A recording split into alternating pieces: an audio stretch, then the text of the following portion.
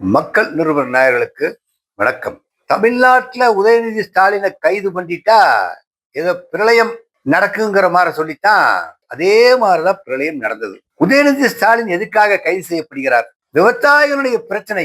காவிரி டெல்டாவில தண்ணி வரல, காவிரியில தண்ணி வரல, காவிரி தண்ணி வர்றதுக்கு முறையா திறந்துட்டு இருக்கணும், இருக்கக்கூடிய தண்ணியை உயிர் தண்ணியாவது கொடுங்கன்னு விவசாயிகள் எல்லாம் போராடி பார்த்தாங்க. ஆனால் அதற்கெல்லாம் செவிசாக்கில இந்த கவர்மெண்ட். நான் போய் டி.கே. சிவகுமாரை பார்க்க போறேன்னு போறேங்கிறாரு.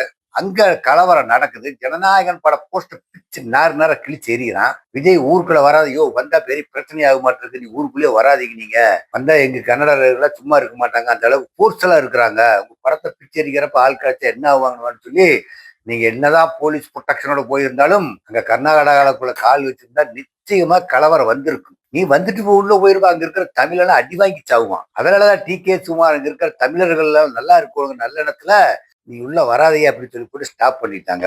இப்ப விவசாயிகளுக்கு போராடி பார்த்தா தண்ணி விடணும், அவனும் எத்தனையோ பிரச்சனை விவசாயிகள் எல்லாம் போராடி பார்த்து தண்ணி விடுறதுக்கு உண்டான சாத்தியம் ஏற்படுத்தவில்லை. ஏன்னா தண்ணி இருக்கிற தண்ணி கொஞ்சமாவது விடுங்க, கடமடைக்காது வரட்டுங்கிற மாதிரி சொன்னாங்க. அவங்க ஆத்துல தண்ணி ஓடிக்கிட்டு இருந்தோம்னா அக்கம் பக்கம் கிணறுகால் தண்ணி வரும். இப்போ உதயநிதி ஸ்டாலின் தஞ்சாவூர்ல போய் அங்க பல்வேறு கருத்தை பேசுறப்ப என்ன சொல்றாரு? இப்ப இருக்கக்கூடிய அரசாங்கம் கையாளாகத்தனமா அரசாங்கம் இருக்குது. லாட்டரி வித்துக்கிட்டு இருக்கிறவனுடைய சொந்த சம்பந்தப்பட்ட ஒருத்தன் மந்திரியா இருக்கிறான். தடி எடுத்தா தண்டல்காரனால தடி எடுத்து ரவுடிசம் பண்ண ஒரு மந்திரியா உட்கார்ந்துருக்கிறாங்க. இந்த மாதிரி பல்வேறு ஒரு யாரு பேரையும் குறிப்பிடலீங்க. கஞ்சா வித்துக்கிட்டு இருந்த ஒரு மந்திரியா உட்கார்ந்துட்டு இருக்கிறாங்க. குட்காவுக்கு அடிமையா எல்லாம் சொல்லி பொத்தாம் பொதிவா பேசுறாரு. பொத்தாம் பொதிவா பேசிட்டு இருக்க சமயத்துல கூட்டத்துல ஒரு சத்தம் வருது, திரிசா திரிசா திரிசான்னு சத்தம். ஆனா அந்த கூட்டத்தில் இருக்கிறவ சொன்னாங்களோலயே உதயநிதி ஸ்டாலின் அந்த இடத்துல எந்த வார்த்தையும் அந்த திரிசாங்கிற வார்த்தைய பெயர் உச்சரிக்கப்படவே இல்லை. ஆனால் அவங்க எல்லாம் ஒரு கற்பனையான ஒரு கதையை திரிச்சு பெண்களை மாணவங்க படுத்தி பேசிட்டா எந்த வகையில போடலான்னு பார்த்தாங்க.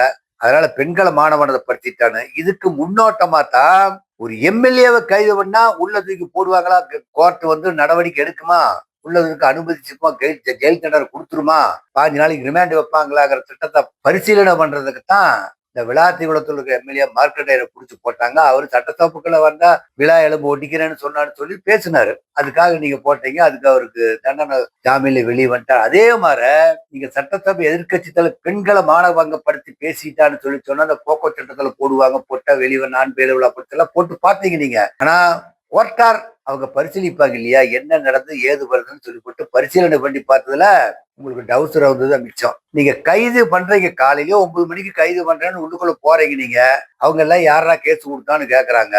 ஆனால் கேஸ் கொடுத்தவங்களுக்கு பத்தி எனக்கு தெரியாது, கைது பண்றதுக்கு வர சொல்லிட்டாங்கிறாங்க. தஞ்சாவூர்ல இருந்து போலீஸ் இங்க இருக்கிற போலீஸ் இல்லாத வர்றாங்க. இப்போ பாம்பின் கால் பாம்பரியும். விஜயும் ஒரு நடிகர், உதயநிதியும் ஒரு நடிகர். விஜய் என்ன சினிமால அயோக்கியத்தனம் பண்ணாங்கிறத உதயநிதிக்கு தெரியும். உதயநிதி என்ன சினிமால அயோக்கியத்தனம் பண்ணாங்கிறத விஜய்க்கு தெரியும். இதுதான் பாம்பின் கால் பாம்பரியும்ங்கிறதான். காமால கண்ணனுக்கும் கண்டதெல்லாம் மஞ்சளா தெரியுங்கிற மாதிரி உதயநிதிய எது செஞ்சாலும் அவர் மேல ஒரு காழ்ப்புணர்ச்சி போட்டு பெண்கள் மேல பாலியல் குற்றச்சாட்டை போட்டா அவருடைய அவர் புகழுக்கு களங்கம் விளைவிக்கிறதுக்காக வேண்டி அந்த மாதிரி சூழலை ஏற்படுத்தி செய்யறாங்க. ஆனால் நினைச்சது ஒண்ணு, நடந்தது ஒண்ணு. பில்லா அடுத்த நாள் சட்டசபையில் போய் உட்கார்ந்தாங்க, 3ஆம் மூஞ்சி மாதிரி தலை தொங்க போட்டுட்டு உட்கார்ந்தது மிச்சம். நீங்க பட்ஜெட்ல வந்து 2500 பெண்களுக்கு கொடுப்பான்னு தமிழகமே எதிர்பார்த்துக்கிட்டு இருந்தாங்க. அதை புஷ்வானம் ஆக்கி விட்டுட்டீங்க. நீங்க கல்லூரியில் படிக்கிற மாணவர்களா ஒரு 4500 பணம் வரும்னு சொல்லி போட்டு வேலையில்லா பட்டதாரிகள் பார்த்தாங்க. அவங்களுக்கும் நீங்க அந்த பணம் கொடுக்கறதுக்கு உண்டான வழிவகை எதுவும் சொல்லலைங்க. இப்ப விளையாட்டுத்துறைக்கு அதுக்கு 1000 கோடி, இதுக்கு 1000 கோடி, 700 ரூபாய் அப்படித்தான் கொதிக்கிறீங்க. மருத்துவத்துறைக்கு குறிப்பிட்ட தொகை, விவசாயிகளுக்கு வேளாண்மை துறைக்குன்னு சொல்லி ஒரு 8000 சில்லற 14,000 சில்லற கோடி ஒதுக்குறீங்க. அந்த விவசாயிகள் தொழில் ஒதுக்குறதுல சரியா போய் சேர்றதுக்கு கண்காணிக்கணும். அதை ஒதுக்கிட்டா மக்கள் எதிர்பார்த்த அளவிற்கு பட்ஜெட் இல்லை. மக்கள் எதிர்பார்த்த அளவிற்கு இப்ப போட்டிருக்கிற பட்ஜெட் இல்ல. எல்லாமே வெற்றிங்கிற பேர்ல வச்சுக்கிட்டு பண்ணிட்டு இருக்கிறாங்க. பசங்களுக்கு, கல்லூரி மாணவர்களுக்கும், ஸ்கூல்ல படிக்கிறவங்களுக்கும் மடிக்கணினி கொடுக்கறதுக்கு அதுக்கு வெற்றி மடிக்கணியா. சைக்கிளை நவீனப்படுத்துறாங்களா, அதுக்கு வெற்றி சைக்கிள் விழாமா. மகளிருக்கு ஆடு வளர்க்கறதுக்கு பணம் கொடுக்காது, வெற்றி மகளிர் ஆடு வளர்ப்பு திட்டமா, வெற்றி தொழில் முனைவோர் திட்டமா. எல்லாமே ஏற்கனவே அரசாங்கங்கள், அதிமுக அரசாங்கம் ஒரு பேர்ல செஞ்சுட்டு இருந்து திமுக அரசாங்கத்துல செஞ்சுக்கிட்டு இருந்த அந்த திட்டத்துக்கு நீ புதுசா ஒரு திட்டத்தை கொண்டுகிட்டு வந்தா ஒரு பேர் புதுசா உங்க பேரை வைங்கினீங்க. ஆனா ஏற்கனவே இருந்த அந்த திட்டத்துக்கு பெயர் மாற்றி பழைய கல்லு புதிய மொந்தைங்கிற கதையாத்தான் தமிழக வெற்றி கழகத்தினுடைய பட்ஜெட் இன்னைக்கு இருக்குது. இந்த பட்ஜெட்டை வச்சு ஒண்ணுமே பண்ண முடியாது. இன்னைக்கு சட்டசபையில மரிய வில்சன் பட்ஜெட் நிதி அமைச்சர் என்ன பேசுறாரு? 10 லட்சம் கோடி 12 லட்சம் கோடி கடன்னாங்க. இப்ப கிட்டத்தட்ட ஒரு 25,000 கோடி ரூபாய் கடன் வாங்கி வச்சுட்டீங்களே. இப்ப அது கடன் வாங்காத என்ன பண்ணீங்க? நீங்க அறிக்கை விடலாம்ல. அவங்க எல்லாம் கடன் வாங்கி ஆட்சி செஞ்சாங்க, நாங்க கடனே இல்லாம ஆட்சி செஞ்சுக்கிட்டு இருக்கோம்னு சொல்லியிருந்தா தமிழக வெற்றி கழகத்தினுடைய ஆட்சி சூப்பர்னு சொல்லலாம். அவனும் வாங்கினா நீயும் வாங்கிட்டு இருக்கிற. இப்பவே கிட்டத்தட்ட ஒரு 30,000 25 இருந்து ஒரு 30,000 கோடி ரூபாய்க்கு நீங்க கடனை வாங்கியாச்சு. இன்னும் இருக்கக்கூடியதுல அண்ணாமலை சொன்ன மாதிரி இன்னும் ஒரு 1,50,000 கோடி இந்த வருஷத்துக்குள்ள வாங்குவீங்க. நீங்க 2026 முடியறதுக்குள்ள 1,50,000 கோடி ஏற்கனவே இருக்கிறதெல்லாம் ஒட்டுமொத்தமா பார்த்தா நீங்க ஆட்சியை முடிக்கிறதுக்குள்ள ஒரு 6 லட்சம் கோடி கடனை வாங்கத்தான் செய்வீங்க. கடனை வாங்கா செஞ்சு பார்த்து செய்யலன்னு சொன்னா தானே உங்களோட திட்டம் சூப்பர்னு சொல்லலாம். இதையெல்லாம் விட்டுட்டு நீங்க அடுத்த கட்சி பேர்ல பழிய போடுறது, அதிமுக பேர்ல பழிய போட்டு பாத்தீங்க, எம்எல்ஏக்கள் எழுத்து பார்த்து பாத்தீங்க, இடைத்தேர்தல் வச்சா இன்னொன்னு பார்த்தாங்க, எல்லாம் கோர்ட்டுக்கு தடை வித்துருச்சு. அடுத்து திமுகவை காலி பண்ணலான்னு பாக்குறீங்க. அது நடக்கிறதுக்குல அது கொஞ்சம் ஒரே நாள்ல திமுகவினுடைய பல்ஸ் ரேட் ஏறி போச்சு. ஒரே நாள்ல நீங்க பண்ணின கூத்துக்கு திராவிட முன்னேற்ற கழகத்துல தூங்கிட்டு இருக்கான்னு நினைச்சு பார்த்திருந்த விஜய்க்கு இன்னும் எல்லாம் கண்ணு முடிச்சுட்டு உட்காந்துருக்கான். தலைவனை கை வச்சு என்ன நடக்குங்கிறத இப்ப கண் கூட பாத்தீங்க. நீங்க சென்னையில இருந்து தஞ்சாவூர் வரலும் ஒரே பேரணி ஊர்வலமா தான் அத்தனை பேர் வழியில் நின்று வழிநடுக அவருக்கு வரவேற்பு கொடுத்துதான் அனுப்புறாங்க தஞ்சாவூருக்கு. அதே மாதிரி தஞ்சாவூர் டு சென்னை ஓரப்போ அதே நிலைமை தான் நடந்துகிட்டு இருக்குது. இப்போ எந்த இடத்துல போனாலும் அவர்கள் ரிட்டர்ன் வர்றப்ப கூட பிரஸ்காரரை பார்த்து பேசிட்டு போறாங்க. ஆனா பத்திரிகை கண்டா பயந்து ஓடுறவங்க தான் உங்க தமிழக வெற்றிகள். இன்றைக்கு இருக்கக்கூடிய முதலமைச்சர் பத்திரிகை துறை கண்டா பயந்து கிடக்கிறாரு. ஏதாவது கேட்கக்கூடாத கேள்வி கேட்டுருவாங்கன்னு சொல்லுவாங்க. இப்போ இவங்க இதை பேசிட்டாங்க, விஜய்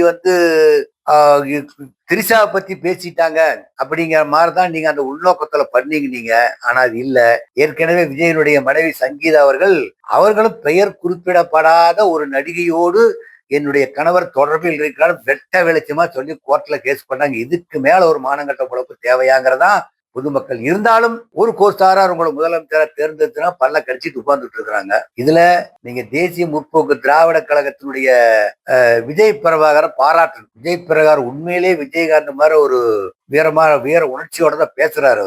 அவரு விஜய கமெண்ட் அடிச்சு ஓடு ஓடு ஓடு ஓடுன்னு சொல்லி பேசினீங்களே, வேட்டக்கார வர்றா ஓடு ஓடுன்னு சொல்லி நான் அடிச்சா தாங்க மாட்டேன், 4 மாசம் தூங்க மாட்டேன்னு பேசுன விஜய் கர்நாடகாவில் போய் ஓடி இருக்கணும்.